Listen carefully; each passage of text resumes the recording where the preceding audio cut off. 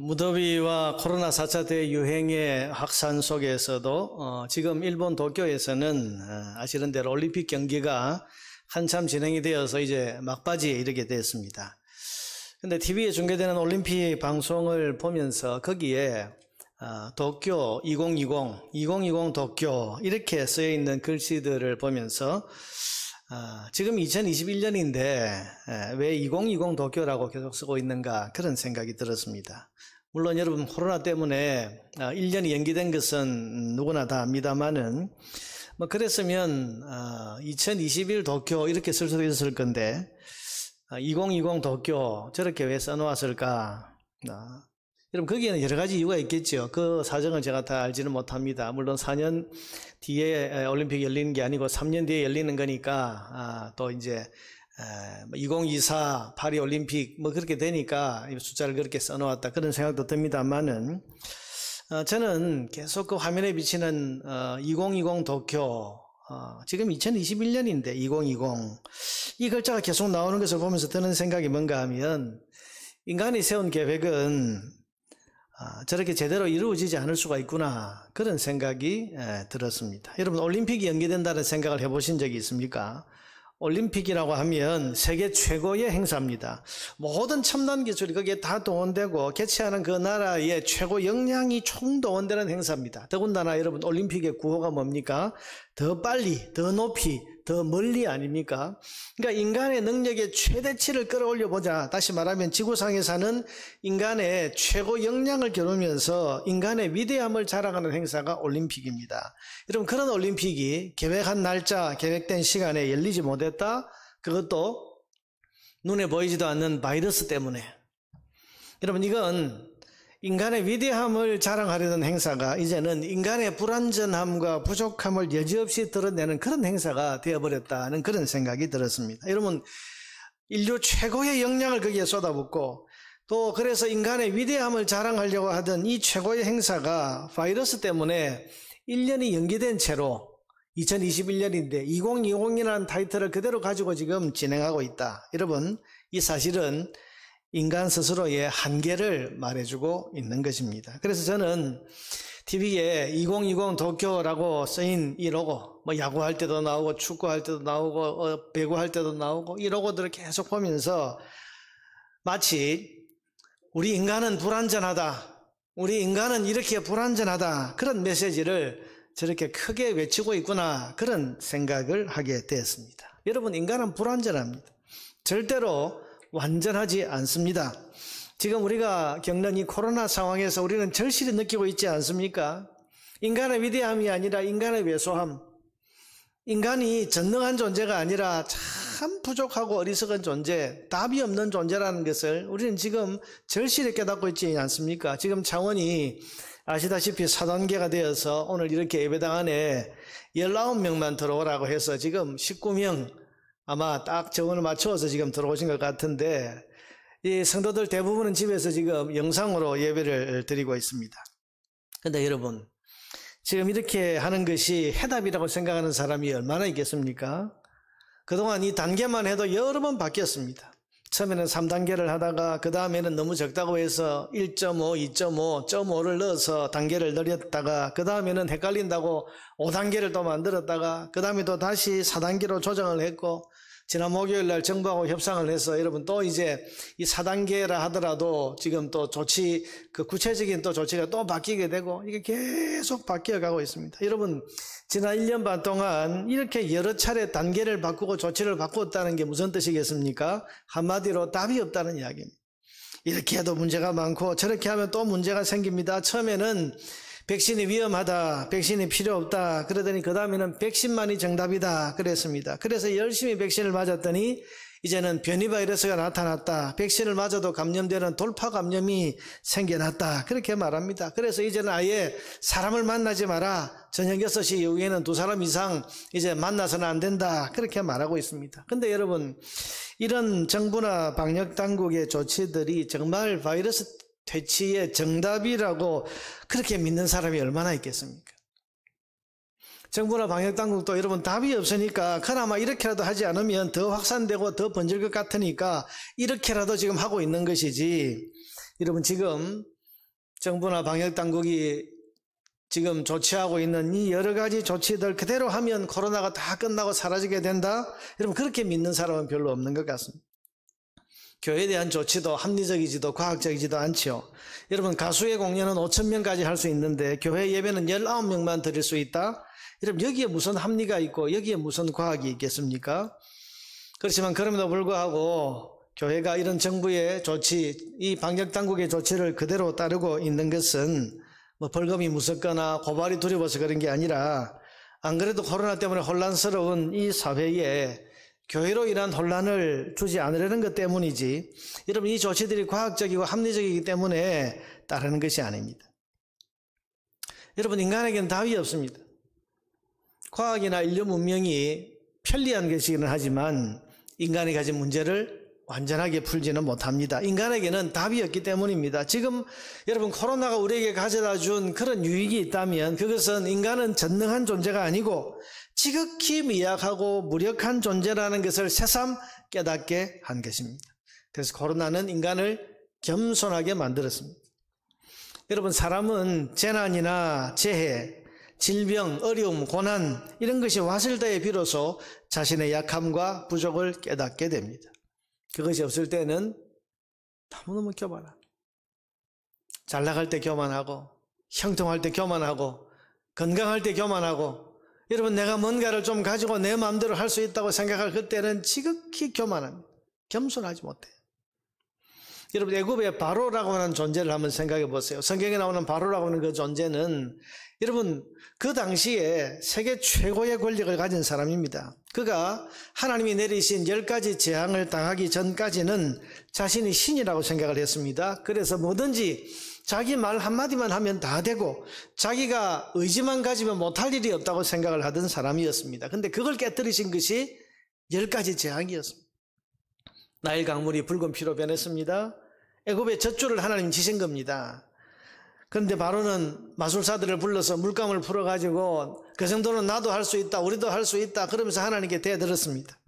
그러다가 점차 개구리 튀어나오고 파리와 메뚜기가 온천지를 뒤엎고 곳곳에 악한 질병이 번지고 우박과 천재지변이 일어나고 결국에는 애굽의 모든 집안의 첫째 아들이 죽어버리는 무서운 재앙을 겪고 나서야 비로소 자신이 신이라는 것을 알게 됩니다. 그래서 결국 항복하지 않습니까? 여러분 인간은 고난을 당하기 전까지는 겸손하지 않습니다.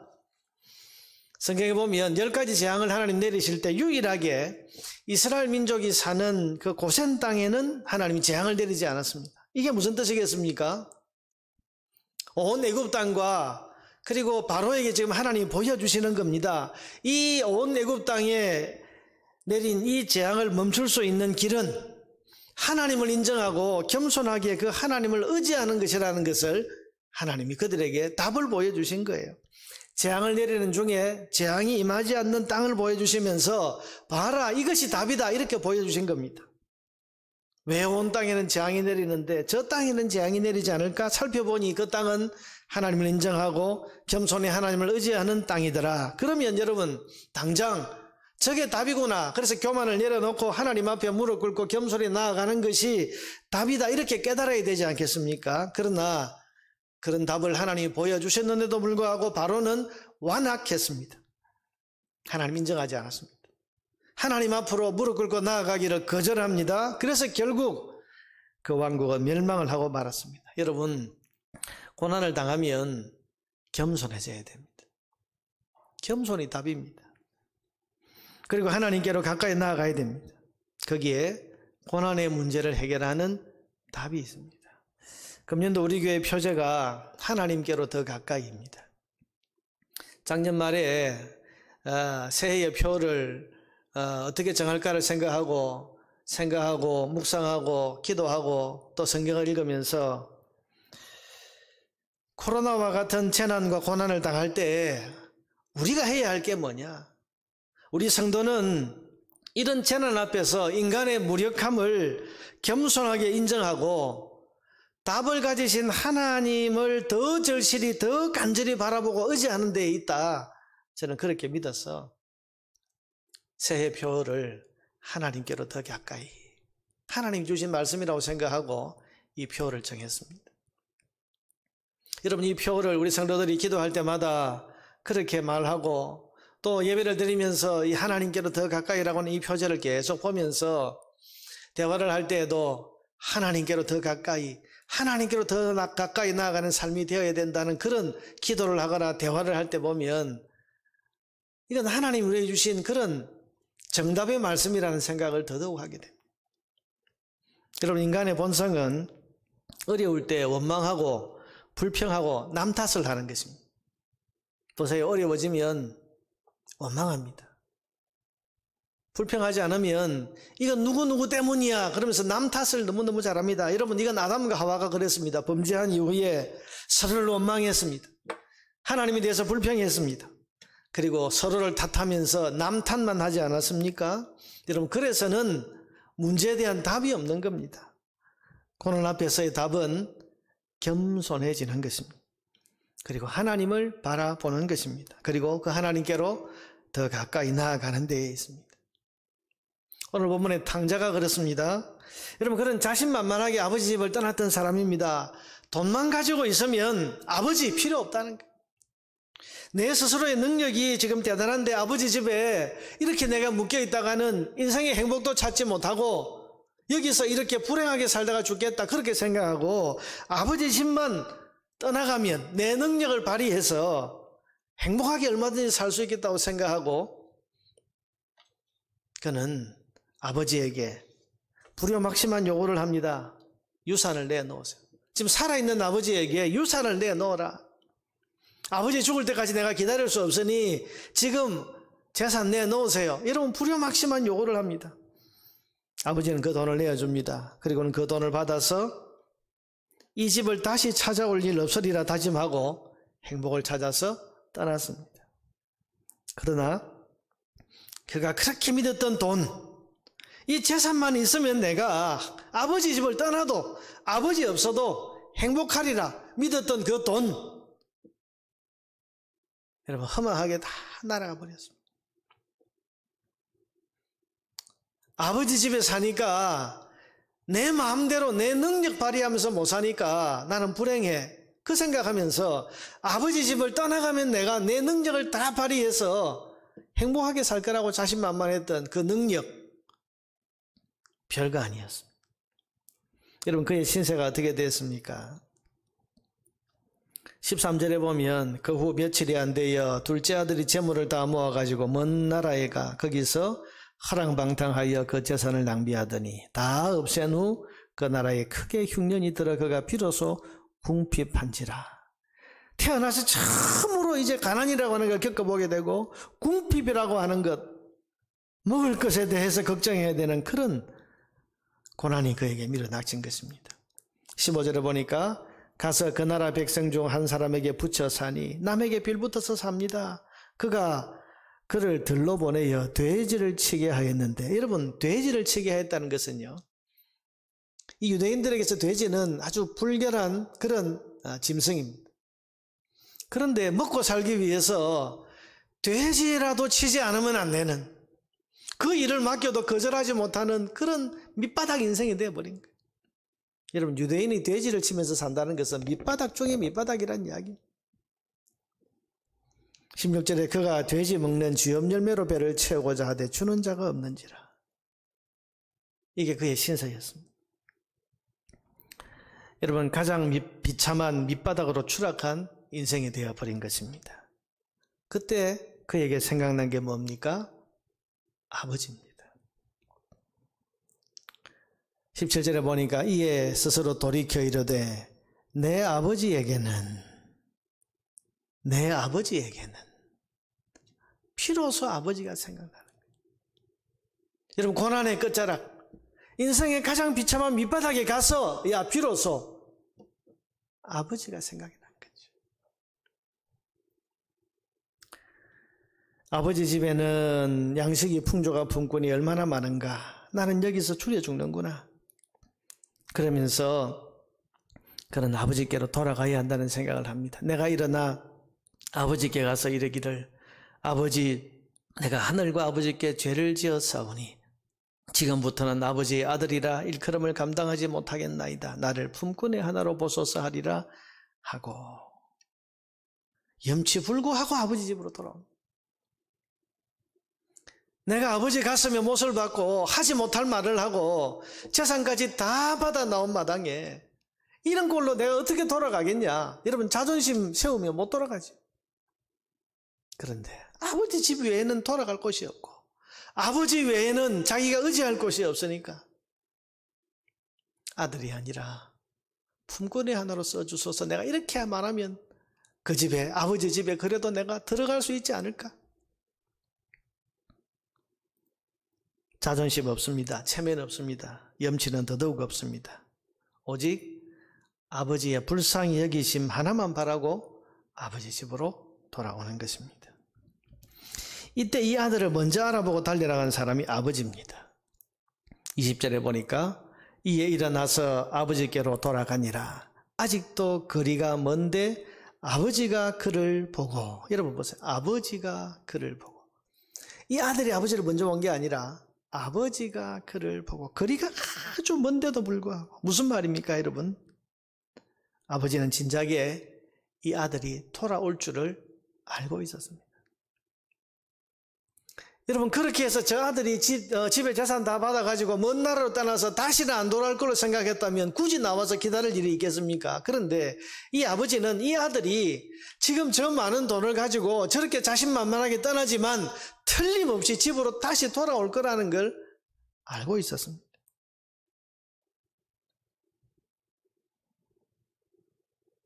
사랑하는 여러분, 오늘 이 이야기는 하나님 아버지의 마음을 보여주신 예수님의 이야기입니다. 하나님 아버지는 어떻게 하신다고요? 기다리고 계신다는 거예요. 기다리고 계신다. 어떤 죄를 지었든지 어떤 악한 삶을 살았든지 상관없이 나를 떠난 이 아들은 틀림없이 밑바닥 인생, 고난, 환난을 당하게 될 것이고 나를 떠나서는 행복이 없는 저 아들이 결국은 그 환난 가운데서 나를 떠올리고 아버지를 그리워하고 아버지께로 반드시 돌아오리라는 것을 알고 기다리시는 것이 아버지 하나님의 마음이라는 것입니다. 이 아버지는 아들이 집을 나간 순간부터 반드시 다시 돌아올 것을 알고 있었습니다. 왜냐하면 이 아들을 제일 잘 아는 분이 아버지. 그 아들이 가진 능력, 그 아들이 가진 기질, 그 아들이 가진 성품. 저렇게 자신만만해하지만 저 정도의 기질, 저 정도의 성품, 저 정도의 능력 가지고 저 험한 세상에 나가면 어떤 꼴을 당할 거라는 걸 이 아버지는 너무 잘 알고 있는 거예요. 그러면 왜 집을 떠나가지 못하게 막지 않았습니까? 그것은 고난을 당하지 않으면 사람은 겸손해질 수가 없기 때문입니다. 어려움을 당하고 내 힘으로 감당할 수 없는 큰 문제와 아픔을 겪어보지 않으면 인간은 절대로 자신에 대한 교만을 꺾지 않기 때문입니다. 여러분, 왜 고난이 유익이라고 말합니까? 고난을 겪어야 겸손하기 때문입니다. 그리고 겸손해져야 비로소 하나님을 의지할 수 있기 때문입니다. 그런데 그렇게 겸손해지고 하나님을 의지하게 되면 기다리시던 아버지 하나님은 물리치지 아니하시고 품어주시고 모든 잃었던 것들을 다시 회복시켜 주시는 분이라고 오늘 예수님이 우리에게 말씀해 주십니다. 21절에 보니까 아들이 이르되 아버지 내가 하늘과 아버지께 죄를 지었사오니 지금부터는 아버지의 아들이라 일컬음을 감당하지 못하겠나이다 하나 아버지는 종들에게 이르되 제일 좋은 옷을 내어다가 입히고 손에 가락지를 끼우고 발에 신을 신기라. 무슨 말입니까? 회복시켜주는, 잃었던 모든 것을 다시 회복시켜주는 겁니다. 그리고 살진 송아지를 끌어다가 잡아라. 우리가 먹고 즐기자. 이 내 아들은 죽었다가 다시 살아났으며 내가 잃었다가 다시 얻었노라 하니 그들이 즐거워하더라. 여러분, 아버지 집의 영광이 뭡니까? 모든 치유와 회복이 일어나는 것입니다. 고난을 당한 사람이 아버지 하나님을 기억하고 그 하나님을 의지하고 겸손하게 그 앞에 와 돌아온다면 그 아버지 하나님께서는 그가 잃었던 모든 것을 다시 회복시켜 주시는 치유와 회복의 은총을 베풀어 주신다는 것이 예수님이 우리에게 말씀하시는 하나님 아버지의 마음이고 그게 아버지 집의 영광입니다. 아버지를 떠나서 잃어버렸던 모든 것들, 잃어버린 재산, 잃어버린 자유, 잃어버렸던 아들의 권리, 잃어버렸던 존귀한 신분, 그리고 잃어버렸던 행복한 삶, 잃어버렸던 아버지와의 사랑의 교제, 이 모든 것을 다시 찾게 해 주시는 것입니다. 그래서 하나님 말씀하십니다. 나에게로 돌아오라. 나에게로 다시 나오라. 내가 치유하고 내가 회복시켜 주겠다고 말씀하시는 겁니다. 사랑하는 여러분, 낭패와 실망당한 사람이 기대고 의지할 곳은 하나님이죠. 낭패와 실망당한 뒤에 예수께로 나옵니다. 자유와 기쁨 베푸시는 주께로 옵니다. 병든 내 몸이 튼튼하고 빈궁한 삶이 부해지며 영광의 찬송 부르려고 주께로 옵니다. 주께로 오는 거예요. 주께로 오는 거예요. 낭패와 실망을 당한 뒤에 주께로 오면 병든 내 몸이 튼튼하고 빈궁한 삶이 부해지고 영광의 찬송을 아버지 집에서 부르는, 오늘 본문의 표현을 빌면 잔치하는 삶을 살게 되는 거죠. 인생에 당하는 수많은 고난과 낭패 속에서 우리는 하나님을 찾고 하나님께로 나아가야 됩니다. 그래야 소망이 있습니다. 우리 인생의 모든 문제에 대한 해답은 아버지 하나님 앞에 있습니다. 모든 병의 치유와 회복도 하나님 앞에 있습니다. 빈궁한 삶의 회복도 하나님 앞에 있고, 망가지고 무너져버린 가정과 인생의 치유와 회복도 살아계신 하나님 앞에 그 답이 있습니다. 그러므로 고난을 당할수록, 삶이 곤고하고 어려울수록 아버지를 기억하고 아버지 앞으로 돌아가야 됩니다. 이것이 고난을 우리에게 허용하시는 하나님 아버지의 뜻인 겁니다. 아버지께로 더 가까이 나아갈 수 있는 저와 여러분 되기를 간절히 바랍니다. 낭패와 실망을 당할수록, 인생의 진한 고난과 아픔을 당할수록 우리를 사랑하시고 우리를 여전히 기다리시는 아버지 하나님을 여러분 기억합시다. 오늘 이 탕자는 낭패와 실망을 당한 자기를 아버지가 기다리시고 계시다는 것은 꿈에도 생각하지 못했어요. 그래서 겨우 생각한 게 뭡니까? 내가 돌아가서 아들이라고 하고는 도저히 그 집에 내가 들어갈 수 없을 것 같으니 나를 품꾼의 하나로 써달라고 하자. 그러면 아버지 집에 들어갈 수 있지 않을까? 그런데 아니었어요. 돌아와 보니 아버지는 기다리고 계셨어요. 인생의 고난과 아픔과 낭패를 겪고 있는 분들이 있으십니까? 아버지 하나님께서 여러분을 기다리고 계신다는 사실을 기억하시기를 바랍니다. 겸손하게 자신의 무력함을 깨닫고 하나님을 의지하면서 하나님께로 돌아오면 잃었던 모든 것을 다시 회복시켜 주시고 병든 모든 것을 고쳐주시는 치유의 은혜를 가지고 온전한 회복의 은총을 베풀어 주실 것을 준비하시고 아버지께서 기다리고 계시다는 것을 우리는 기억해야 됩니다. 코로나뿐만 아니라 우리 인생에 당하는 수많은 고난과 아픔을 겪을 때에 여러분 원망하지 마세요. 불평하지 맙시다. 남 탓하면서 엉뚱한 대상을 향해서 분노를 터뜨리지 맙시다. 우리의 한계를 인정하고 그 고난과 문제 앞에서 무력한 내 자신인 것을 인정하면서 그런 내가 돌아오기를 기다리시는 아버지 하나님이 계시다.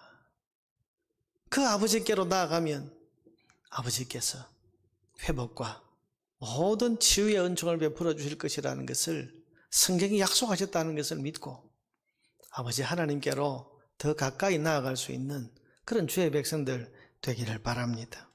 하나님 아버지 앞으로 가까이 나아가면 인생 문제에 답이 되시는 아버지 하나님의 회복과 치유의 큰 은총을 반드시 누리게 되어서 영광의 찬송을 아버지와 함께 부르게 될 것입니다. 오늘 이 이야기는 잔치하는 이야기로 끝이 나지 않습니까? 살찐 송아지를 끌어다가 잡으라. 우리가 먹고 즐기자.